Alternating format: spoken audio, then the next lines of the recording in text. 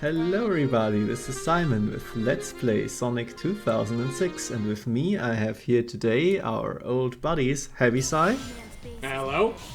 and ThornBrain. Hello. For once, I didn't make the introduction awkward. Alright, let's do this. And what matters here is, of course, we start out playing as the best character in the game. Yeah, it was great revisiting Blaze after a bit of not playing as her. If I remember correctly, I did actually die a few times here just in the intro, just getting the footing wasn't interesting enough to like keep the footage and make a failure reel or something. The shock really just got to you, honestly. Yeah, it was a bit embarrassing, but mostly like this guy just spawning in like, oh hi, and then I have to figure out how to best deal with him, and it's still not opening the door because there is actually these guys here, which are a slight problem actually, because I try to homing attack them all the time and I have the button pressed, and that's not good. You have to tap it, otherwise she'll do the tornado. But yeah, there's a second one. So this is actually kind of hard combat. Which, you know... Yeah, it just needed you to deal with someone you're not actually meant to deal with no tools, and also you have to be doing it in the worst possible area to fight them in. Yeah, it's a bit awkward.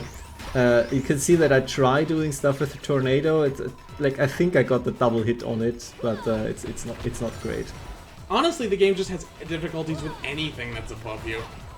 Yeah. Also the camera didn't really help. I think if I had done this a little bit more often, like if this was actually hard to like get the S rank in and so on, and I had to do it 2 to 3 times this opening, then this would have looked less awkward. But as it stands, I kind of feel like if these levels were actually hard, I think you wouldn't be doing these. I mean, I don't know. I mean, I know generally how to play the game, you know. Yes, but it would require you to have mastery of Sonic 06. A game that, on its best days, will fight you over everything. Like, imagine if this thing actually kept pace with you, that giant snowball, the entire time. Yet the snowball was twitching. It was afraid to get close to you. But, like, just imagine stuff like that, like, playing through some of these, like... I kind of feel like some of these designs were, like, made with that in mind for a lot of the hard mode levels. Where, like, they realized that if they actually put something, like, difficult in here, you couldn't play it, like, at all. Oh, wait, actually, I did die here. I forgot. Oops. Never mind then. So yeah, we can see an actual legitimate death there. Cool. Let's see if I manage a little bit better this time. You know, when we started the video, I wondered how Silver Hard Mode would be in any way significantly different from the main game. And then I realized, oh yeah, you play as other characters technically. Sometimes, yeah. I mean, generally Silver's hard modes are not very different, as we're going to see in a bit, but this start, as I said, it's kind of interesting, maybe? Yeah, I mean, it's kind of bumping up against the weirdly ROM-hacky way of making difficulty in this game for the hard modes. It's like, it's kind of a much you can do. Yeah, I know, I've said it before, but I think that Sonic games have struggled with making a hard mode since there are hard modes. Like, they are never good. It's really weird, because there are some parts of these levels which do feel properly harder, but most of the time it's just the same level, but there is one more dude, and it's like the combat is not a problem in any of these. You just hit the homing attack button once more. Like, whatever. Well, I mean, with that, it mostly ties down to how the development works in these games. Because, like, if you actually make like a hard mode of a level, like you have to make a new level. Because that of is how true. Sonic works as a fast platformer. It's not Anyway, just like... you were saying about the snowball chasing you. I'll never get tired of that. God, just imagine something like Indiana Jones, where if he just followed after the boulder. Yeah, that's exactly what's happening right here. If you just ducked under it first. Honestly, given that it's coming from this game, it'd be more like he just kind of slipped. Yeah. Anyway, let's see if I can do this a little bit better. First, take care of the chaff, which actually, honestly, is really cool. Like blazing, no pun intended, through these like this. That rocks. I like it. I think actually this ties back to what we were talking about with the difficulty of the hard modes, is that Blaze is one of the only characters who, like, actually works with the speed of the game. Yep. Like, just being able to slide into enemies with the fire tornado honestly gives the combat a much better feeling, because you don't have to stop all the time. Well, I mean, Sonic also has a slide move that makes him invincible to boot. The fight is balanced because you're not invincible. Sonic's move is just broken. It's just most people don't know about that.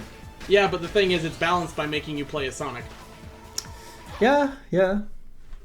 Because Blaze plays a little better than Sonic, her ability feels better to use, even if it's not as obviously broken. Yeah, it's also quite fun that Blaze actually has the homing attack button on a different button that is not jump, making her much more controllable in that way as well. Which I think is also why Unleashed did it. Like, people don't like that, but I think it's extremely legitimate. It's just a thing that you're used to versus not. Well, I think it also depends on how you're using it. Like, it depends on the situations. As if you're in a game where using putting homing attack on jump isn't a huge problem because you're not gonna like get whipped into the abyss. It's not a problem. That's also a thing. By the way, the spring is caged now. They did that with Frontiers, and it worked there because you're able to do it from the ground, so you're able to separate it from the jump, and you can think of it differently in that way. Oh, interesting. I haven't played Frontiers yet, so let's see. I have half a mind of doing that maybe, like recalling myself when I first played it. Anyway, this actually did require me to trigger the enemies showing up, and only then could I kill them so that the spring gets uncaged, which is extremely video gamey, but I mean, it's different. I kind of like it. I mean, on the one hand, it is video gamey, but on the other hand, it's also a thing I can see Eggman doing, so... Yeah, more or less. It's like the guards are there, like in an in-universe explanation. It's not like they are spawning out of thin air, if this were real. Yeah? So them showing up so that you can defeat them makes a modicum of sense. And these are also, again, harder enemies. Yeah, do you have any idea what happened with the box at the start there? Yeah, I don't know. I was as confused as you are why it just didn't work. But are they it's like stuck in somebody the ground, maybe? the box to the ground. And I mean, I was like, Jesus Christ. The answer to all of your questions is, as always, Havoc did it. That's the easiest way to think of it. But most of the time it works consistently badly. Well, that's why it's Havoc. It always surprises you in ways you'll never expect. Must be it. Sonic 06 is a philosophy, and the answer is always maybe. But what if? I'm still reminded of the time we're going to see this in the Radical Train hard mode video when I wanted to find out how the boxes destroying the wooden barricades work, and I asked the speedrunners who know the game inside out. They were like, I don't know, I always just glitched through it. It's just like, I have no idea. It's a secret to everybody.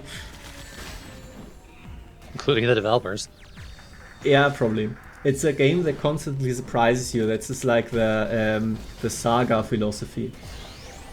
Oh god, don't remind me of that. I actually kind of like Saga games. Like I like I them don't play too, but there's always at least one or two decisions that take them from really great to why would you do this? That is true. Like, absolutely, yes. I also never finished the Saga game, but sometimes I just like to poke into it for a few hours and like, yeah, I'm constantly surprised, like, I get it. Anyway, I'm not doing most of the level. Yeah, that's fair. Yeah. And I did forget that this is not actually the end already. Also, I keep trying to do the speedrun trick and I'm sometimes succeeding. And sometimes it just makes me look like a moron, but you know how it is. Yep, like we said, the game is a maybe. Yeah. Oh man. There are more enemies here as well. But considering how many I already had to kill for the searchlights, it's like when you're playing normal mode, it's optional if you trigger the searchlight enemies to get your points versus the time it takes. Actually, I just realized back there, or is that like scripted where the snowball just immediately rolls into that searchlight and destroys it? Because it seems weird that the enemy spawning would actually break one of those things. It's possible, yeah, and then if that is the case, then it is a hard mode only script. Have you seen in Crisis City that hard mode sometimes actually works better than normal mode because normal mode is the version of the level where stuff got taken out of it. Sometimes. Yeah, it's very obvious. I think that's sort of the thing, is that hard mode was just sort of like developed concurrently with normal, but because of everything to do with 06's development, it was just sort of hodgepodge in a lot of areas. Yeah, I think it's like they made one level, and then they're like, we do need a hard mode version of this level, and then they say, okay, you know what, we can just split the level in 2 levels. One of them is the normal level, one of them is the hard level, and for the normal level we remove some of the challenge, and for the hard we add a little bit of extra spikes or whatever. And so there is like an idea of an intermediate level that existed before that in my mind. I mean, on the one hand, I can kind of see that, but on the other hand, I don't know if they were actually that, like, deliberate about it. Like, I feel like a lot of it was mostly just like, here's the beta version of the level, and here's the one we actually shipped. The hard mode has all the beta elements in it. It's possible. Like, I don't know exactly when they decided what and so on, but I think this might make sense for some of the things you see, like why things work better in hard mode versus normal mode. It's probably more on like a case-by-case basis, if I'm being honest. Yeah, I think so too. I mean, it's not like the same people make the same levels all the time, I think, as well. Anyway, that was White Acropolis. Pretty painless because you get a lot of free points. Thanks a lot for your attention.